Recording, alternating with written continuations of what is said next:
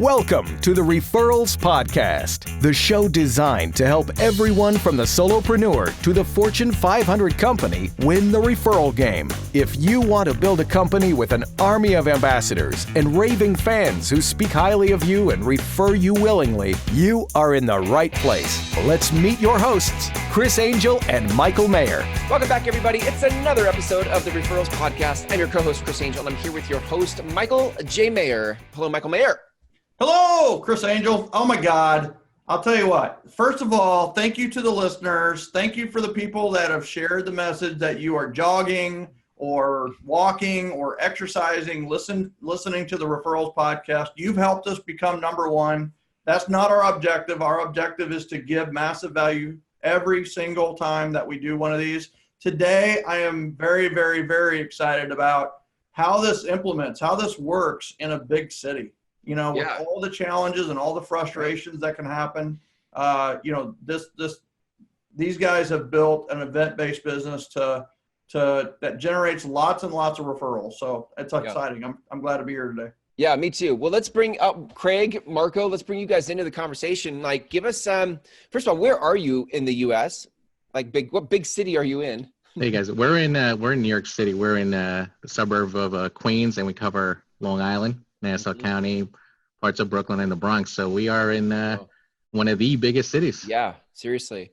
And Craig, I mean, who found Michael? Who found the 7L system? Was it you, Craig, or Marco? Was it you? Actually, it was Marco talking to me about it for several years.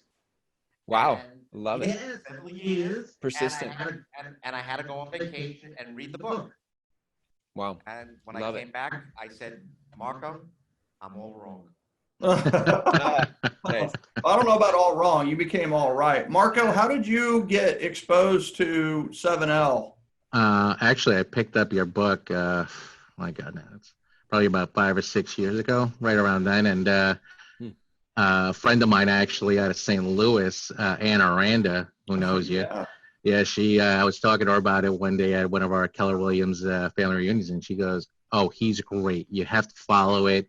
That's how I run my business." And we implemented a lot of the communication aspects, but never really took off with the events because we hadn't had those to use a KW euphemism, the drunk monkey, preventing us because we're in a big city. Yeah. So, but now it's so several years ago, Michael. That's what I was going to ask is what was your biggest challenge or frustration or fear with putting this into place, with putting some of the 7L aspects into place? And I'd love to hear from Marco and Craig. Marco, you kind of had the earlier, fear, and then, Craig, coming from a different background, probably had different fears, right? So.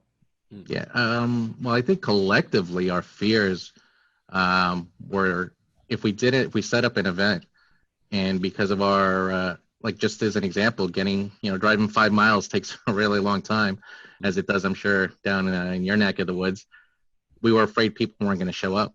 We were just really afraid we were going to spend a lot of money and no one was going to show up. I mean, Craig, I think that was your experience as well. Well, Michael, when I read the book, I got the vision that said it's not so much the event, but the invitation. Yes. So was there a fear or frustration around that? I mean, yeah, it's a multi-modal approach to an event-based business, right? The multi-modal is we're going to invite people many different ways, and we're going to follow up and say thank you a lot of different ways. Did you have any, hesitations or frustrations or fears about launching that? I mean, Marco's fears are definitely founded, right? Is that it's hard to park in a bigger city. Driving there is somewhat the whole transportation thing is sometimes preventative of people even coming out of their cocoon or their nest, right? So, was that a frustration for you, Craig, or a hesitation, or were you just like, let's go? Well, what it was initially holding me back was the fact that because we're a big city, we cover a big swath, and I was just, I'll say, afraid that we wouldn't, if we held it in one place, we would only get people from that locality. Right. And we were wrong. I was wrong. What did you find? Like people came from multiple parts of the city to your events, or what? How are you wrong? It, the event that we had last winter with the for Captain Marvel, we got people. We held it in Queens, and people came from the Bronx.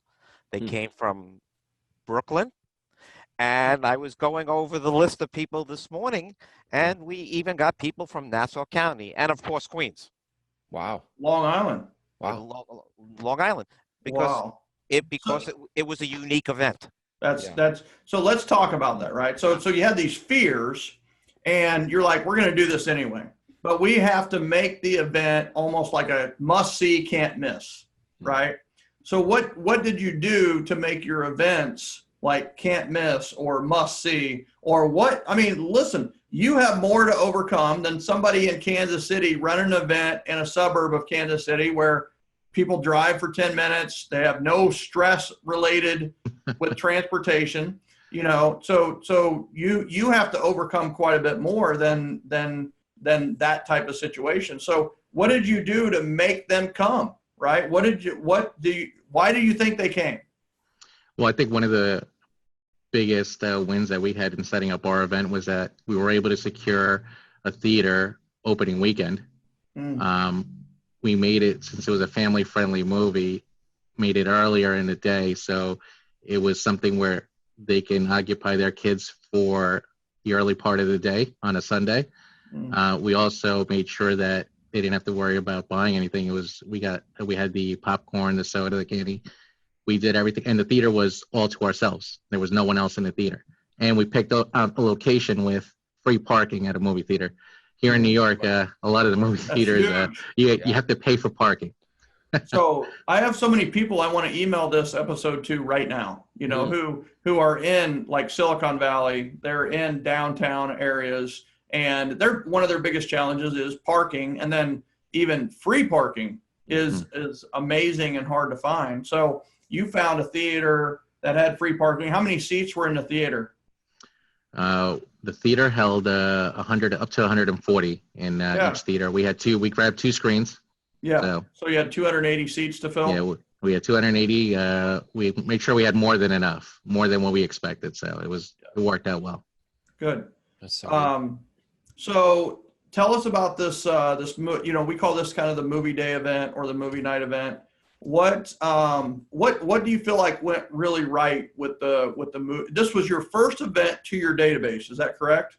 Wasn't the first one. It was the first one we had this year. We had done another one in December. We had done a brunch with Santa, and this one was the second event that we had done to the database. Correct. Okay. So brunch with Santa. Let's talk about that one first, because it's important. It matters. The hardest event for 90% of the people who listen is the first event. Oh, absolutely. The first one, they're like, I'm an expert on this stuff. You know what I mean? I mean, they're ready to speak and teach and write books, you know, but it's one of those where it's like, so brunch with Santa, tell us about that event. Like, what did you do right? What did you do wrong? And what did you do better in the second event that maybe you didn't do at the brunch with Santa? Okay. With the brunch with Santa, I guess our biggest fear going into it is that we had it we were incubating out of an office. It's our Keller Williams legendary office, which is in Long Island. We were incubating out of a Garden City office. It's a big office building, corporate park, which I'm sure most of your listeners are familiar with. And we were concerned that are people going to come into our market center and see Santa? One of the things we did right was we followed, the plan, which is we mailed out invitations, we called our database, we emailed them, and we texted them. So that's things we definitely did right. The event went really well. One of the things that I would say, and Craig would probably agree with this, that I think we did not do right was that we expected a very low turnout, and we expected people to come and go. So we had it in our training room, and lo and behold, we had close to 90 people in our training room on top of each other. First event. Yeah. Michael, did you invite? Yeah. Marco and I looked at each other, and we were saying nobody wants to go home.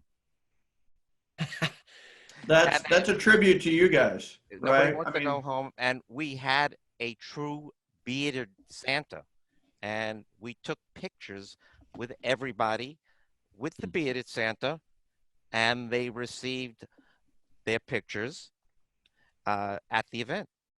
Oh, at the event, you literally Yeah, had them printed out. we printed them on the spot. Yep, absolutely. I love that instant gratification, right? So I love that. We could not have done it though. No, it's not just Marco and myself. We have a team. How many did you invite? How many people did you invite to get 90? Craig? Probably close to 9,500. So you invited 9,500 through email, right? I'm Well, guessing email. Yes. Did you But text you're right. message 9,500? No, we probably text messages. I'd say 300, Marco. Yeah, between 3 and 350 we text messaged and we mailed to. And I think we called about 200. Okay. Yeah. So let's break that down, right? So out of the 9,500 that you only emailed, how many of them attended the event? The ones that were only emailed, maybe about fraction. You know, it was very little. I would say maybe 10 to 15. Yeah. And those were the people that we hadn't spoken to, that were not what we consider or met, just someone that we had in our database. Yeah. So Michael, we wouldn't call those ambassadors. No, you wouldn't, right? You would call those community members, right, in your database. But you now have 5 ambassadors that you got that you didn't know before would be ambassadors, right? Those 5 came to the event. They're probably now ambassadors or close to it, right? And I will tell you though, how many businesses in general, not just in real estate, they're hoping the email will create the attendees. And if you think you're going to email a bunch of people and a bunch of people are going to show up, it doesn't happen. It just doesn't happen. So let's go to the mailed invites, right? So you mailed 300 to 350. How many of those do you think responded and ended up attending your event? And you don't have to give me exact numbers, but like approximate. Well, I think of the 300 and 350, those were past clients that we had in the database. And I think that came solely for that. I would say maybe about 15 or so, Craig, that we did not speak to or responded to our text. So, no. So I was going to say on the text message, so how many of the people from the text message responded that I'm in and then showed up? I think a better answer would be how many people said, I would love to be there, but I'm busy, because it was a Christmas week, and it created a conversation. And at least for me, that was probably between 15 and 20 people who I hadn't really spoken to, in about a year. That's the power. The power is in the invite. It's in the communication, right? The invitation leads to the communication that leads to referrals, right? So it's one of those where you were just calling to invite them to an event, and it turned into a real estate conversation, which turned into a referral conversation or a business conversation, right? And it's like, and they brought it up, not you, which is even better. We have received referrals as a result of sending out these invitations from our past clients, people that we haven't spoken to. I got a call the other day from somebody who I haven't spoken to in 8 years. Wow. They called you. They called me, and I said, have you been receiving my invitations? And she says, of course we've been. We haven't forgot about you, and thank you for the invitations, but I haven't seen them or spoken to them in 8 years. Wow. It's a great reconnector. Wow. And Marco, the brunch with Santa, and then you called 200, right? So you made 200 calls. Did you do that in, like we talked about, with the call night, or was this done by the team over the course of like 2 or 3 weeks? No, we did it in the week leading up to the event. Yeah. And I would say we did it over the course of about 2 days. So and we 50 to 60 came from that, right? Yeah. Wow. Yeah. So but here's the thing. If you would have called 6 weeks out, you wouldn't have gotten that response. The key to the calls is it's got to be done the last 2 weeks, right? So it builds up, and all you're doing is you're calling and saying, hey, listen, did you get our invitations? Like Craig just said, right? Are you getting our invitations? Absolutely. Michael, that's exactly what we did. right? And they're like, hey, we really wanted you to go. Obviously, we're calling you. And they go, man, I'm sorry I can't make it. Or they're like, you know what, I'm in. And you're like, all right, I've already ordered your hot cider, right, or whatever, you know. So so the brunch with Santa, you had 90 people. And then 2 months later, 3 months later. Yep. So you had the movie day. Right. You did it on a Sunday. That was key. Traffic is at its lowest on Sunday. So love that. Right. And then, and probably the lowest day for the movies, right? So a Sunday morning, right? You did 11? Correct. 11? Is that right? We had the movie start at 11. We had the people, we had all of our friends, family, clients get there by 10 o'clock so we could engage them, speak to them, catch up with them. All right. That's a gem.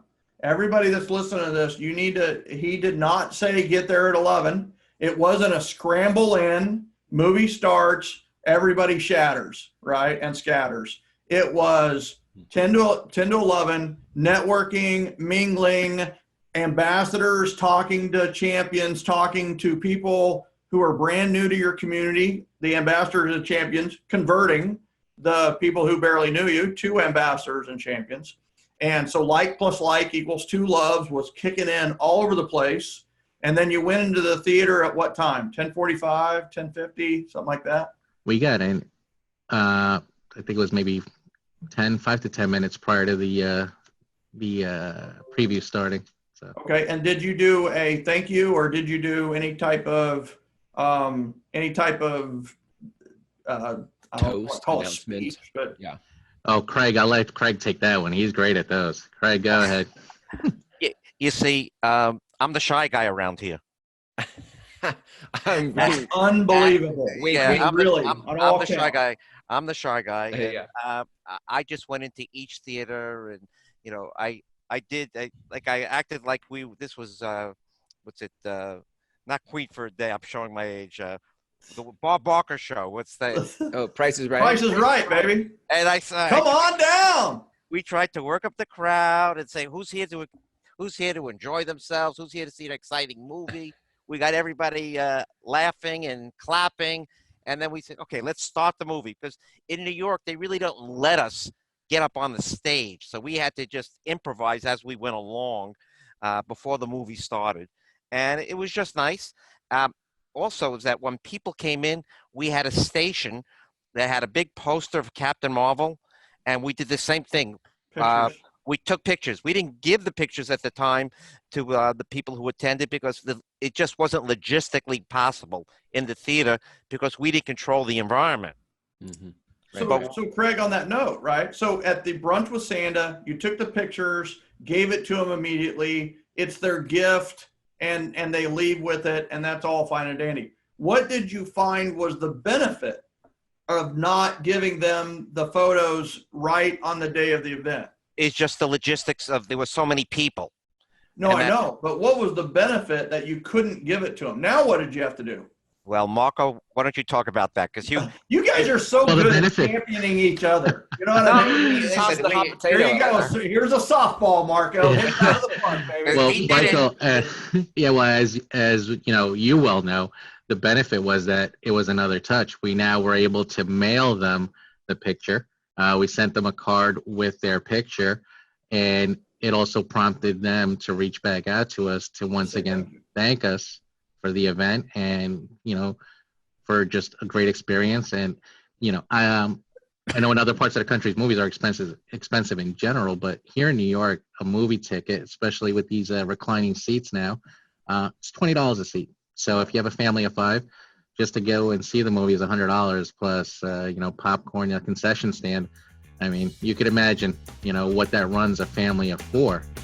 Working by referral is not some fairy tale world. It's real. I've seen it. And you can too. Invest in yourself by learning how to run your business by referral at Michael's upcoming live event. It will be a day filled with hands-on, how-to, low to no-cost strategies that you can implement in your business right away. Learn how to run a business by referral that not only feeds your family, but feeds your soul. Go to www.gengenevents.com today.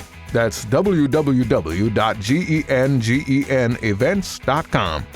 So here's the thing. So I'm guessing you did not pay $20 a seat for a 140 seat movie. Okay, that's the right answer. We're not even going to share those dollars, but it's a lot less when you do the whole theater. Trust me, because the theater loves it when you do that, right? Because any open seats are on you, not them. So you did 2 theaters, 140 each theater. How many people did you have? 175. Yeah, we were just a little bit shy of 200, so everyone had plenty of room. We split them up in 2 theaters. Yeah. So, yeah. Okay, would you do one theater if you had it to do over again and maybe cut it off at, I mean, with 175, you could have probably fit the other 35 in there without being a reclining chair. No way. Okay. So Well, and actually, Michael, real quick, we only reserved 1 theater originally. And once we got the initial wave of responses, we quickly realized if all these people show up, we'll have nowhere to sit them. How many do you have RSVP? Right out of the gate, I think within the first 2 weeks, we had over 150. Yeah. So we said, if everyone shows up, and what about the people that I'm sure, as you well know, show up and just think that they did not have to RSVP? We said we have to reserve another theater. Luckily, the theater was really good, and a lot of your listeners, when they try to put an event like this on, will realize the managers only ask you to guarantee X amount of seats. Even though you're renting out an entire theater, you only guarantee, let's say, half the theater, and any additional people that come in, you'll just pay for those seats the day of. The overage, right? I love that. And Michael, if I can, how many do you have RSVP real quick, and then Craig, I'll get to your. How many RSVP'd? And then 175 showed up. So how many like no shows? What was your attrition rate? How many people RSVP'd? We had 220 people RSVP. So 45. So 45 didn't show, which isn't a bad attrition rate, but it's tough to manage, right? Tough. I mean, you're making plans for 280 and all of a sudden you're closer to filling 1 theater, right? Did you have 1 theater completely full and 35 in another, or did you do like 75 in each? Yeah, no, we split it. People kind of just wanted to spread out. No one wanted to be on top of each other. So nobody wants to sit in the front row either. Right? The first 4 rows were completely empty. No one wants those seats. That's right. That's right. Only because when Craig speaks, he spits. Right. So that, I mean, he's going to speak from the front. I mean, I must have been speaking to him recently. That's actually me, right? I told you not to say that. It's actually my problem. That's why every time I speak, like the first row is always open. I don't know why. It's like church, right? It's like, I don't know why people are just opposed to sitting in the front row. So Craig, you had a comment before I asked about like how many RSVP'd and how many actually showed up that you wanted to make on, the process of the theater and that kind of thing. In the beginning of January, we began doing a weekly video update. And we used those video updates, whether it was we were giving a market report, talking about something in the economy, maybe even talking about a listing. But once a week, we send to our entire database between 50 and I'll say 80-second video. We do it every Wednesday. And we use the opportunity of these videos to promote our events as well.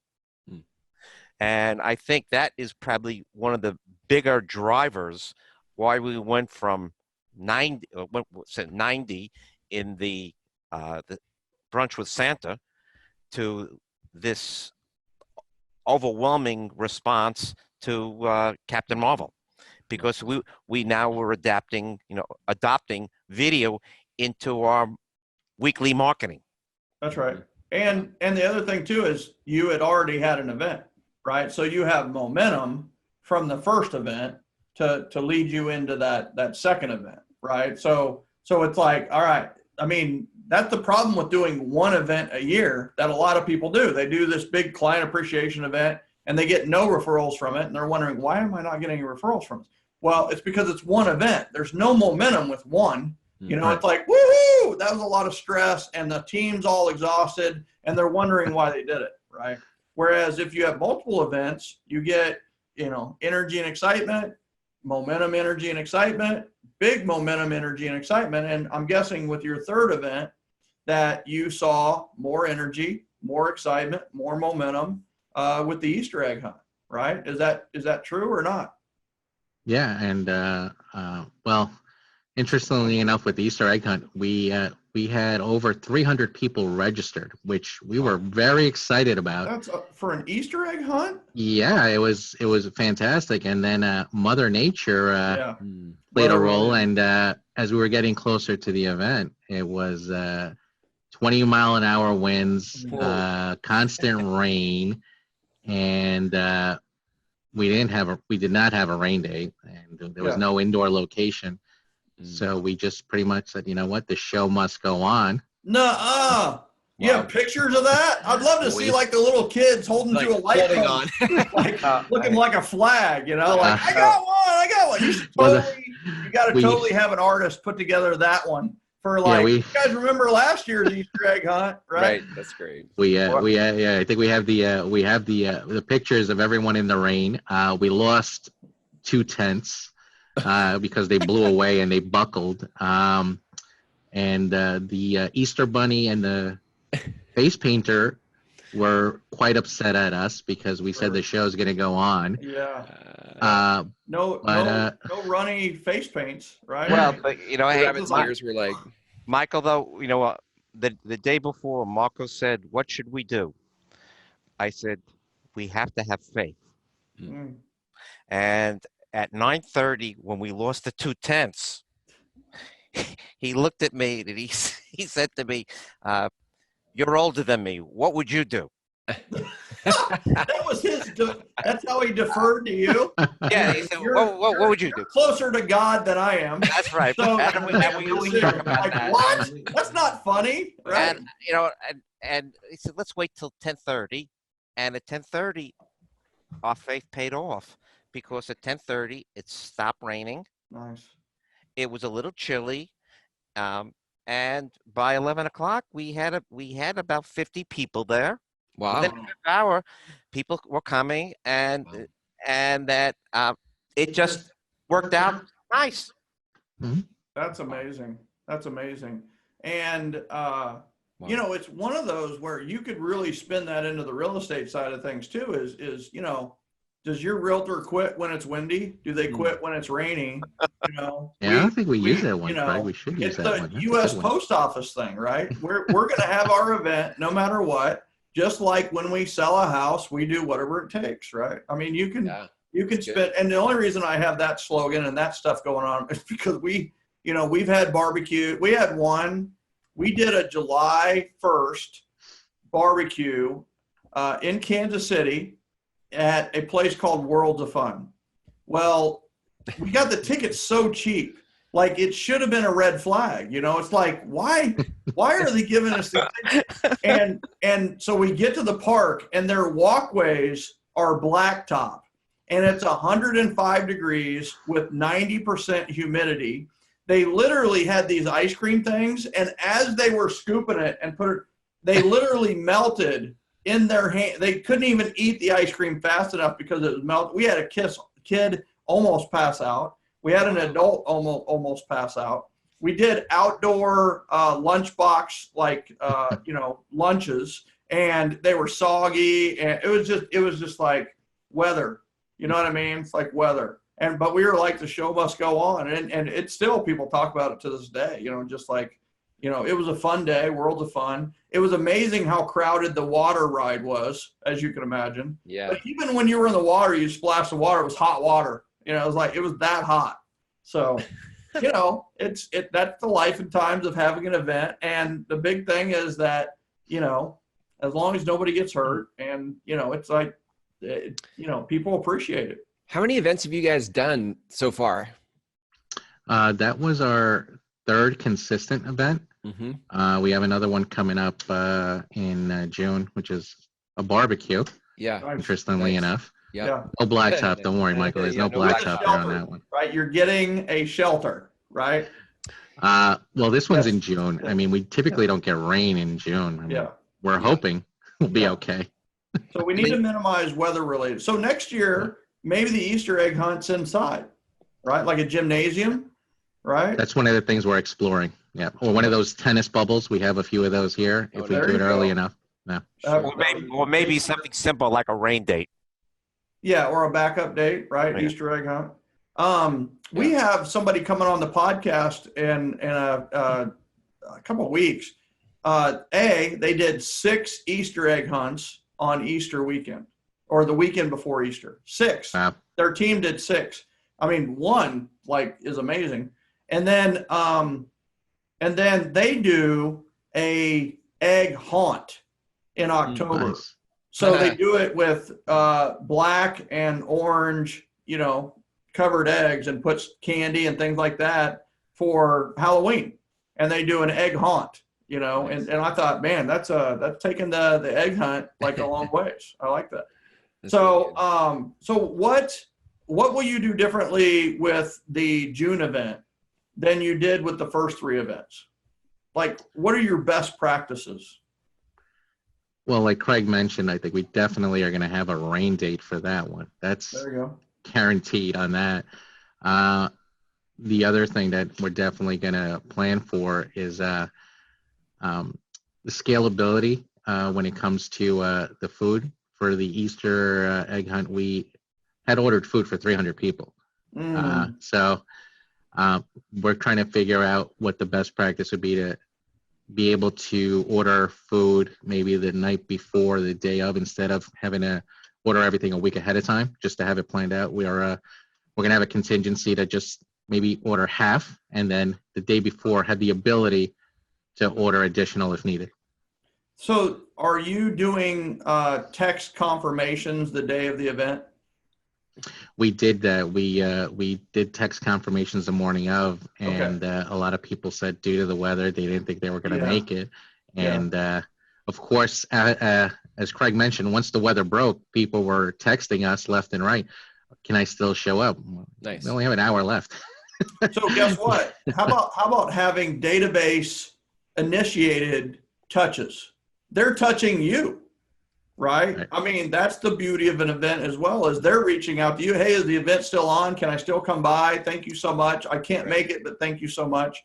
And on the food thing, if you can, I don't want to say people feel obligated if you've ordered food for them. Now, in a weather case, that's not as effective.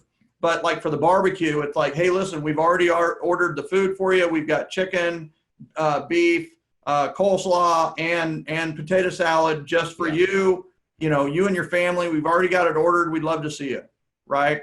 And that way, if they're like, you know what, they've already got my meal put together, I better show up, right? Food is a part of the, it's like basically if you have 300 RSVPs for a free event, like 150 are going to show up, right? So what you do is, all right, 67%, I'm going to go ahead and get food for 185 people and let's see what happens, right? Yeah, And then, Michael? Yeah. Something that we fell short on was that we had a photographer, a video photographer, who refused to come out. I almost forgot about that one. The videographer, The videographer refused to come out, and Why? Weather? Because it was raining, weather. And I think the person only lived about a block away. I thought that was New York. Are you guys like New York's like a tough spot? Are you guys Well, like we tough up found- there? So we thought. We Need a tougher photographer. we right? found the one softie in the neighborhood, Yeah. and that we because it was, we decided on the videographer at the last minute, and now we'll be much more proactive in vetting whoever we use. I love it. And don't be afraid to have the attendees become photographers and videographers and say, hey, please take videos, take photos while you're here, and email them to us. And, if we use yours in the Facebook group, or if we use yours in anything, then we'll give you a prize of some sort, right? So they're going to want to do it anyway, especially with kids and Easter egg hunts. They're all like, woo, So have them send those videos and photos to you, and And you can use those to market the next year or market whatever, right? So tell us the results, right? So it's all fun. Woo, we're having events, right? What's been the difference in your business? It's easy to have a conversation.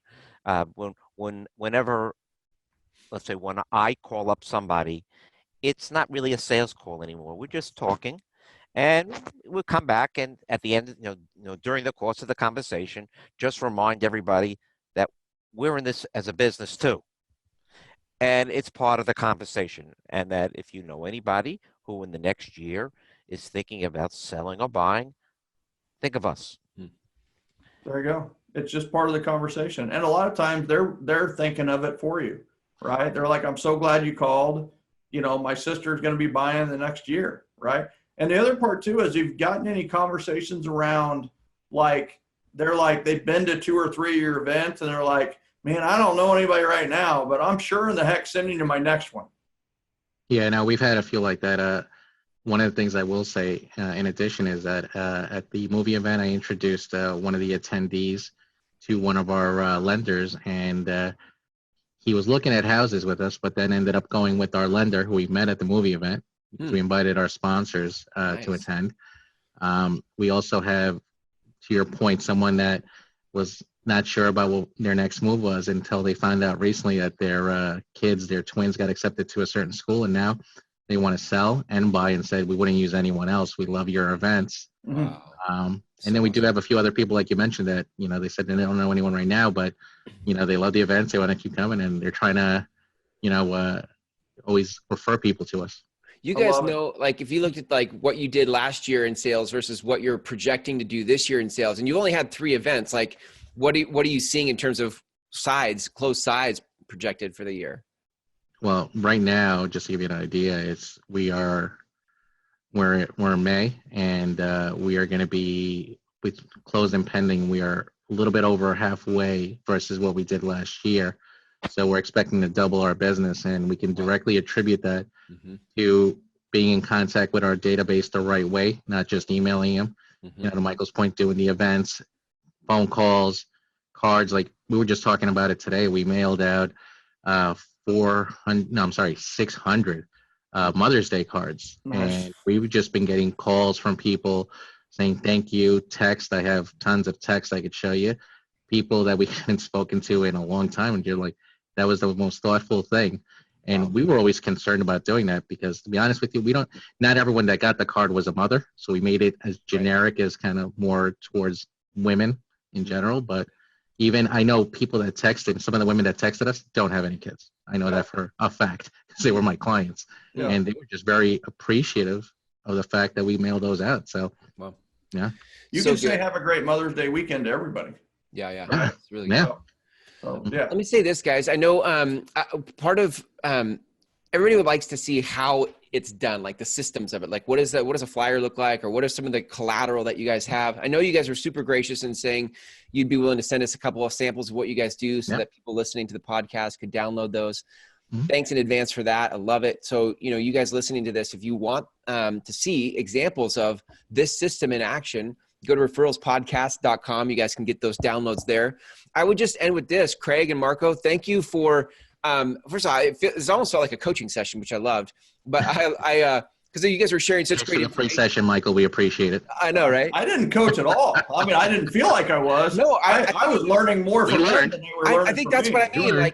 It was like a mastermind of what's working, what's not working. It was a really high-minded exchange of this whole system in action. I loved it. And so anyway, guys, just thank you for sharing so generously on the show. Thanks for being on the show. No, thank you. Yeah. It's been our pleasure, guys. Yeah. Michael, good to see you again. Thanks, you guys, for a great episode. Again, you guys get the downloads at referralspodcast.com. And until next time, gang, we'll see ya.